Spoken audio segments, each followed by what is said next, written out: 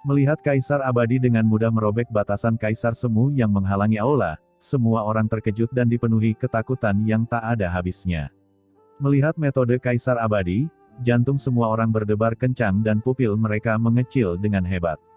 Karena semua orang tahu bahwa alasan mengapa Taiyin Mingnu mengatur agar mereka memasuki aula ini adalah karena mereka bertekad bahwa mereka tidak akan bisa meninggalkan aula ini.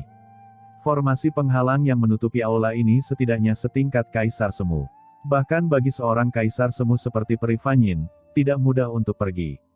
Tapi sekarang, batasan mengerikan seperti itu dirobek dengan mudah oleh Kaisar Abadi, seolah-olah itu terbuat dari kertas. Pada saat ini, bahkan orang yang paling bodoh pun terbangun dalam sekejap. Kaisar Abadi ini sebenarnya adalah seorang kaisar yang kuat. Untuk sesaat, embusan napas yang tak terhitung jumlahnya terdengar dari lapangan. Orang yang paling terkejut di antara kerumunan itu adalah Peri Fanyin. Bagaimana mungkin, jika kepala ikan kayu itu tidak mati, dia akan menjadi kaisar? Peri Fanyin bergumam, dengan rasa tidak percaya yang tak ada habisnya di wajah cantiknya. Orang yang dulunya bahkan tidak berani mengangkat kepalanya di hadapanku telah menjadi seorang kaisar, kapan ini terjadi? Dalam kesannya, ketika dia berjalan di bawah permaisuri, Kaisar Abadi bahkan bukan seorang kaisar semu, dia masih berada di puncak detasemennya. Bagaimana dia menerobos menjadi kaisar agung, dan kapan dia menerobos? Gumam Peri Fanyin mau tidak mau memikirkannya. Abadi, kamu telah bersembunyi begitu lama, dan sekarang kamu tiba-tiba terungkap. Apa tujuanmu? Apa gelombang dingin yang datang sebelumnya? Siapa yang melawan Taiyin Mingnu, dan apa yang ingin kamu lakukan? Gumam Peri Fanyin mengangkat kepalanya dan melihat keluar aula, dengan ekspresi khawatir di wajahnya. Dia tidak tahu mengapa dia membantu Kaisar Abadi. Mungkin karena Kaisar Abadi adalah pelayan dekat Permaisuri Ming Yue saat itu. Dia setia kepada Permaisuri Ming Yue dan menganggap melindungi Permaisuri sebagai nyawanya. Mungkinkah tindakan Kaisar Abadi saat ini ada hubungannya dengan Permaisuri saat itu? Peri Fanyin gelisah dan tidak bisa tenang. Pada saat ini, setelah meninggalkan aula utama, Kaisar Abadi langsung menuju ke kedalaman Pulau Taiyin. Dari kedalaman Pulau Taiyin, nafas dingin datang dari kedalaman Pulau Taiyin. Kekuatan ini sangat aneh sehingga bahkan budidaya Kaisar Abadi di tingkat Kaisar Agung dapat merasakan gelombang dingin di sekujur tubuhnya. Paman saya, Tuan Chen pasti telah mengambil tindakan. Seperti yang diharapkan, Taiyin Mingnu berkolusi dengan klan Abyss.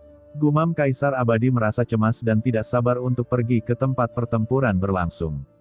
Siapa? Dan ketika Kaisar Abadi pertama kali tiba di kedalaman Pulau Taiyin, serangkaian teriakan marah tiba-tiba bergema dan mencapai telinga Kaisar Abadi. Orang-orang kuat yang memancarkan aura menakutkan naik ke langit dalam sekejap, dipimpin oleh Yuhu Raksasa dan lainnya. Jika kamu tidak mati, bagaimana kamu bisa meninggalkan aula? Ucap Yuhu Raksasa langsung merasakan sesuatu yang buruk di dalam hatinya, ekspresinya berubah, dan dia langsung berteriak dengan marah, kalahkan dia. Seorang pria kuat bergegas menuju Kaisar Abadi dalam sekejap, momentumnya melonjak ke langit. Wajah Kaisar Abadi menjadi dingin, dan kekuatan aturan hidup dan mati tiba-tiba beredar jauh di dalam matanya, dia mengulurkan tangan kanannya dan memberikan tombol keras ke depan. Dengan keras, kelompok orang kuat ini, termasuk Yuhu Raksasa, merasakan tekanan mengerikan yang tak tertahankan menekan mereka, dan mereka semua langsung jatuh ke dalam kehampaan, tulang mereka hancur, dan mereka tidak dapat melawan. Apa kekuatanmu? Di tanah, Yuhu Raksasa mengangkat kepalanya dan menatap Kaisar Abadi dengan ngeri, dengan rasa tidak percaya yang tak ada habisnya di matanya. Pada saat ini, kekuatan yang ditunjukkan oleh Kaisar Abadi jauh lebih unggul darinya. Tidak. Itu tidak mungkin. Bagaimana kamu bisa begitu kuat? Pikiran Yuhu Raksasa melonjak, dan dia dengan panik ingin melepaskan diri dari penindasan Kaisar Abadi. Namun, tidak peduli seberapa keras dia berjuang, dia tidak bisa lepas dari belenggu Kaisar Abadi. Khususnya, aura yang memancar dari tubuh Kaisar Abadi pada saat ini bahkan lebih melonjak dan bergejolak, seperti jurang maut dan penjara. Kaisar Agung. Ini adalah kekuatan Kaisar. Seluruh tubuh Yuhu Raksasa bergetar hebat, dan tubuh halusnya bergetar tak terkendali. Kaisar Agung, kapan Kaisar Abadi menjadi Kaisar Agung? Menghadapi keterkejutan di hati Yuhu Raksasa dan yang lainnya, Kaisar Abadi tidak peduli sama sekali, dia hanya melihat dengan serius kehampaan di tengah Pulau Taiyin di depannya. Itu, kekuatan jurang maut. Apakah mereka ada di sana? Dia melihat gumpalan udara gelap dan dingin perlahan menghilang di kehampaan di depannya. Meskipun tidak terlalu kuat, itu memberikan perasaan yang sangat menakutkan kepada Kaisar Abadi, seolah-olah sebilah pisau tajam telah ditambahkan ke tubuhnya dan dia tidak bisa menghadapinya secara langsung. Selain itu, ada lapisan kehampaan di depan. Kaisar Abadi menggunakan kekuatan hukum untuk melihatnya. Untuk sesaat, dia sama sekali tidak dapat melihat di mana pintu masuk ke dunia luar angkasa berada. Sungguh jalur luar angkasa yang tidak jelas. Gumam Kaisar Abadi menyipitkan matanya. Kaisar Abadi menoleh untuk melihat Yuhu raksasa. Dia mengangkat tangannya, dan dengan suara mendengung, kekuatan tak terlihat menyelimuti Yuhu raksasa. Yuhu raksasa tampak ketakutan, dan tubuhnya tidak bisa menahan diri untuk tidak terbang menuju Kaisar Abadi. Dia langsung memegangnya di tangannya. Katakan padaku, bagaimana cara membuka saluran luar angkasa ini? Ucap Kaisar Abadi menatap Yuhu raksasa dengan dingin dan berkata dengan suara dingin. Kaisar Abadi, kamu mengkhianati permaisuri. Permaisuri tidak akan pernah membiarkanmu pergi. Ucap Yuhu raksasa berkata dengan marah, tetapi sebelum dia bisa menyelesaikan kata-katanya, Kaisar Abadi tiba-tiba mencubit tubuhnya, dan gelombang tiba-tiba yang menakutkan kekuatan pengekangan terjepit, dan tulang-tulang di tubuh Yuhu raksasa mengeluarkan suara retak, dan dia menjadi ramping. Tubuh halus Mei terpelintir, dan bagian yang bergelombang dengan cepat terjepit dan mengempis. Kekuatan meremas yang keras sepertinya menghancurkannya di tempat. Aku tidak suka mendengarkan omong kosong, Yuhu raksasa, kamu seharusnya tahu emosiku, jangan paksa aku bersikap kasar. Ucap Kaisar Abadi berkata dengan suara dingin, bagaimana dia bisa punya waktu untuk bermain-main dengan Yuhu raksasa ini tentang kesetiaan dan kesetiaan yang tak tertandingi. Mata Yuhu raksasa ngeri, dia tidak pernah menyangka bahwa Kaisar Abadi, yang sebelumnya memanggil Suster Yuhu dengan penuh kasih sayang, akan berubah begitu kejam sekarang. Ku bilang, token ini, selama diaktifkan, bisa membuka saluran luar angkasa. Melihat Kaisar Abadi masih meremasnya dengan keras, Yuhu raksasa buru-buru mengeluarkan token hitam dan berkata dengan perubahan warna. Kaisar Abadi mengambil token hitam itu dan melemparkan Yuhu raksasa langsung ke tanah, lalu dia dengan cepat mengaktifkan token hitam itu. Dia melihat kekosongan di depannya sedikit bergetar, dan fluktuasi spasial yang tidak dapat dijelaskan sepertinya terbuka. Tiba-tiba dia merasa bahagia. Benar saja, token itu memiliki hubungan khusus dengan kekosongan di depannya. Tetapi pada saat berikutnya, kekuatan gelap ditransmisikan dari kehampaan yang berfluktuasi. Token hitam di tangan Kaisar Abadi tidak dapat menahan kekuatan ini, dan langsung hancur dalam sekejap dan berubah menjadi bubuk. Ini bukan urusanku. Aku menggunakan token hitam yang diberikan oleh permaisuri untuk membuka dinding luar angkasa. Ucap Yuhu raksasa memasang ekspresi panik di wajahnya, dan berkata dengan ngeri sambil memegangi kaki putihnya yang panjang dan ramping. Kaisar Abadi bahkan tidak melihatnya, dia hanya mengerutkan kening, karena dia merasakan bahwa bukan ada yang salah dengan token itu, tetapi ruang di dalamnya menjadi sangat tidak stabil karena beberapa perubahan, dan sebagai tambahan ada nafas jurang maut, dan token hitam ini telah kehilangan fungsinya untuk membuka tembok pembatas. Tidak, aku harus masuk dan melihatnya. Berpikir bahwa wanita tertua masih di dalam, Kaisar Abadi menjadi marah dan tiba-tiba berjalan menuju dinding batas ruang. Saat sosok Kaisar Abadi hendak menerobos ke dalam kehampaan, tiba-tiba energi jurang yang tak terlihat memenuhi udara. Segera setelah energi jurang ini bersentuhan dengannya, tubuh fisiknya tiba-tiba muncul dengan kepulan asap hitam, nafas dingin tiba-tiba menyapu bagian dalam tubuhnya. Ekspresi Kaisar Abadi berubah drastis, dan dia buru-buru mengaktifkan aturannya sendiri. Namun, aura dingin masih datang, dan itu benar-benar akan merusak sumbernya.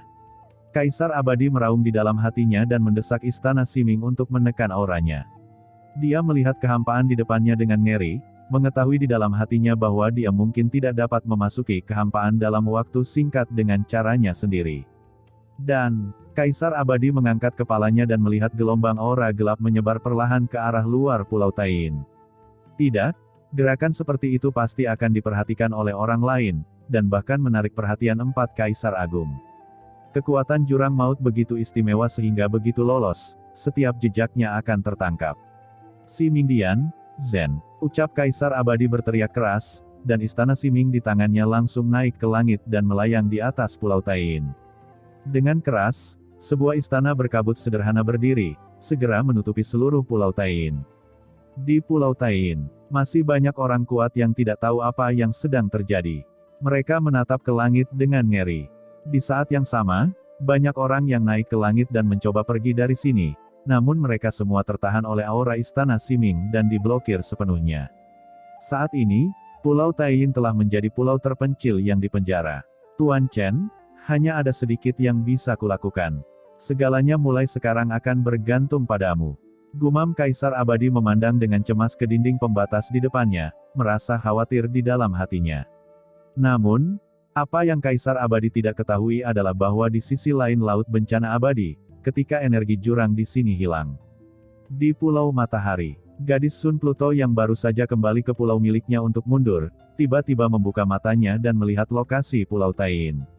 Napas ini, di tangannya, sebuah manik hitam muncul seketika, dan di tengah manik itu, ada sedikit aliran cahaya hitam. Itu arah Pulau Tain. Mungkinkah orang seperti Tain Mingnu ini? Mata gadis Sun Pluto menyipit, dan ada bekas keterkejutan dan kemarahan di dalam matanya. Saat berikutnya, sosoknya bergoyang, menghilang tiba-tiba, dan bergegas menuju lokasi Pulau Tain.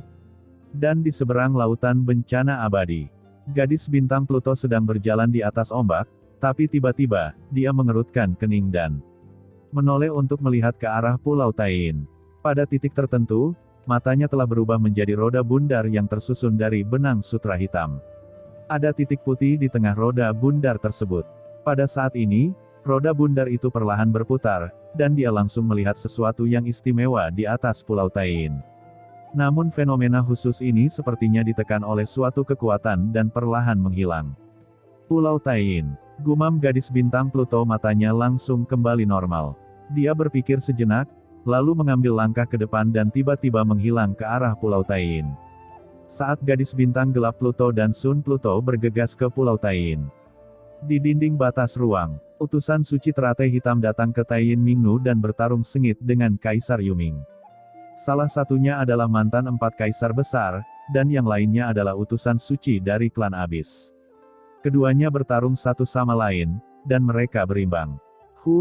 Ada 2 momen, tapi sayangnya tidak cukup melihat pengorbanan darah di depan utusan suci ini. Melihat bahwa dia tidak dapat menjatuhkan Kaisar Yuming dalam waktu singkat, utusan suci teratai hitam segera meraung, seluruh tubuh Tain Mingnu mekar dengan cahaya hitam tak berujung, dan seluruh tubuhnya langsung digabungkan dengan genangan darah hitam di bawah.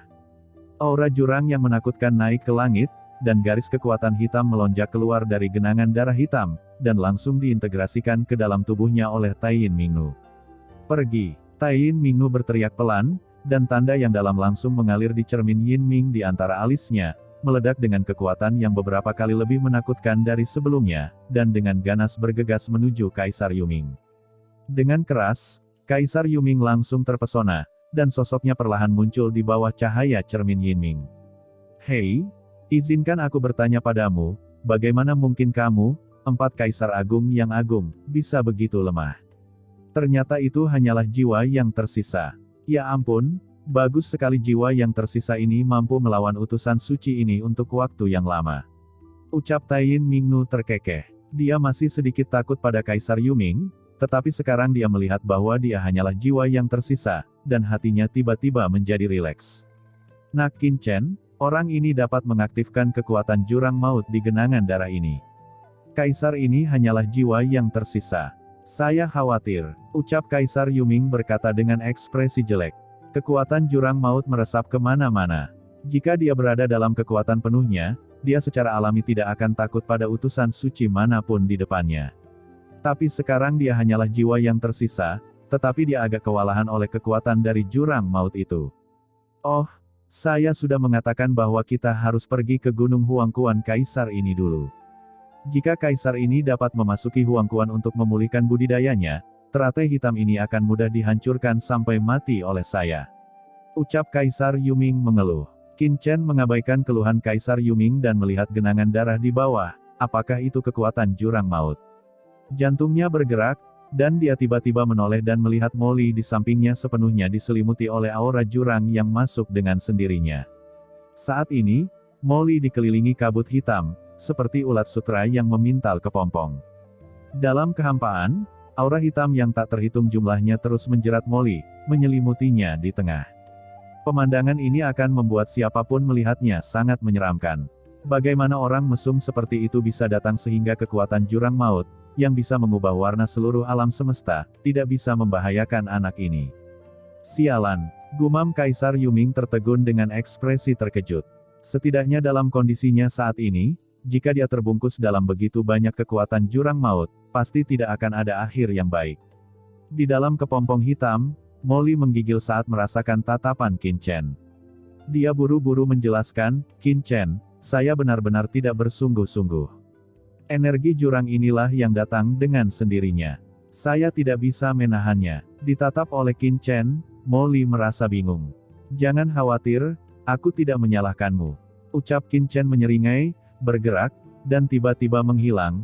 Saat berikutnya, Qin Chen tiba-tiba muncul di atas Molly, dan kemudian menendangnya dengan keras. Kekuatan mengerikan itu segera menghempaskan Molly ke bawah. "Qin Chen, apa yang kamu lakukan? Tolong dengarkan penjelasan saya," ucap Molly panik, tetapi sebelum dia bisa menyelesaikan kata-katanya, terdengar ledakan, dan seluruh tubuhnya sudah terhempas ke dalam genangan darah hitam di bawah tempat kekuatan jurang terus-menerus muncul.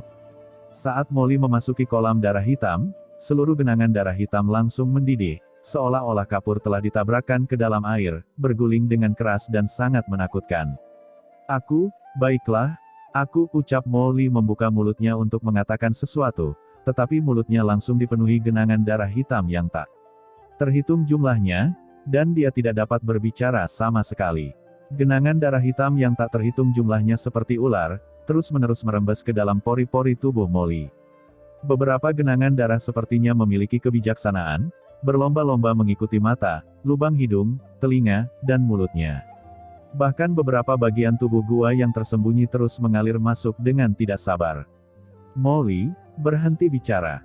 Aku tahu kamu tidak bersungguh-sungguh, tapi karena kamu bisa menyerap kekuatan jurang maut, maka lepaskan dan seraplah sesuka hatimu. Kita semua adalah bangsa kita sendiri, jadi jangan sopan padaku," kata Qin Chen sambil terkekeh. "Siapa temanmu?" gumam Molly mengeluarkan suara rengekan dari mulutnya, dan seluruh tubuhnya terbungkus darah yang tak terhitung jumlahnya. Darah mengalir ke tubuhnya dengan gila-gilaan, dan dengan keras, aura menakutkan langsung keluar dari tubuh Molly. Dan genangan darah hitam pekat yang awalnya dikendalikan dan diaktifkan oleh utusan suci teratai hitam kini melepaskan diri dari kendali utusan suci teratai hitam, mencoba memasuki tubuh Molly di bawah.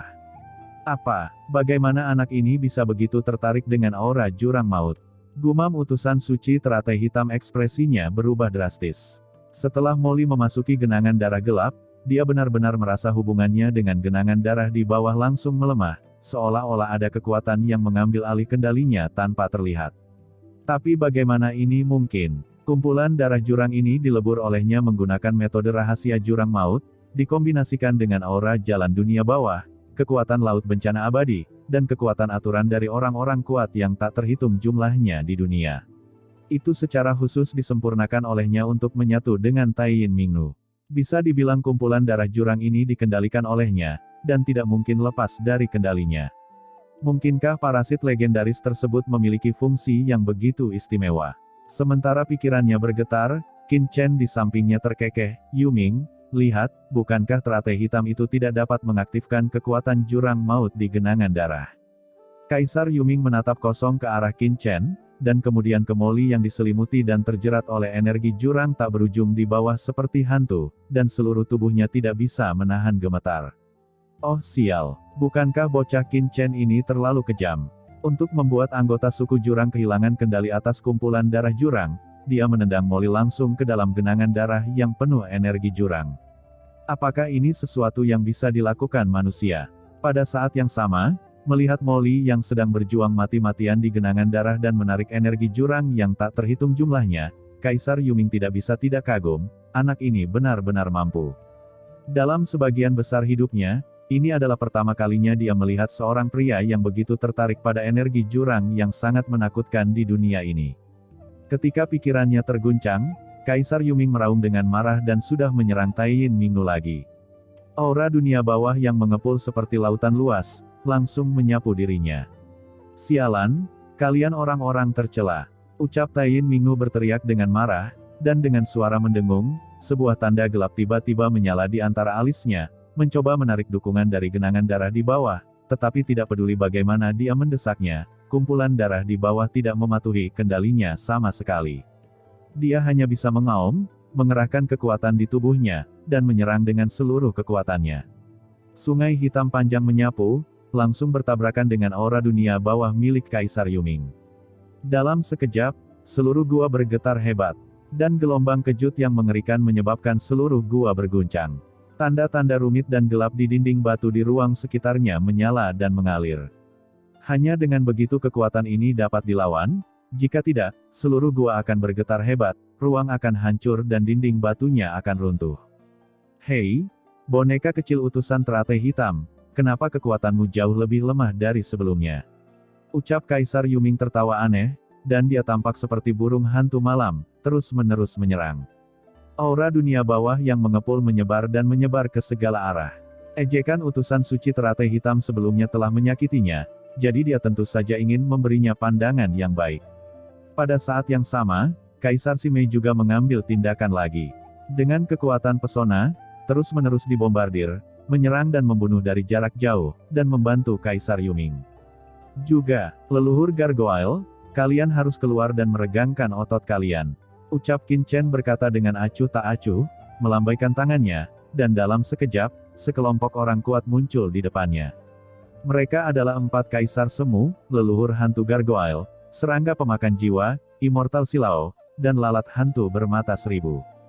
Begitu keempat orang ini muncul, mereka langsung mengaktifkan 4 harta Kaisar Semu. Dengan dengungan, kunci pengikat dewa, lonceng Kaisar Hantu, pena hakim, dan kain kafan, 4 harta Kaisar Semu ditangguhkan di udara seketika, membentuk formasi mengerikan dalam sekejap. Itu adalah formasi jiwa ilahi 4 gajah.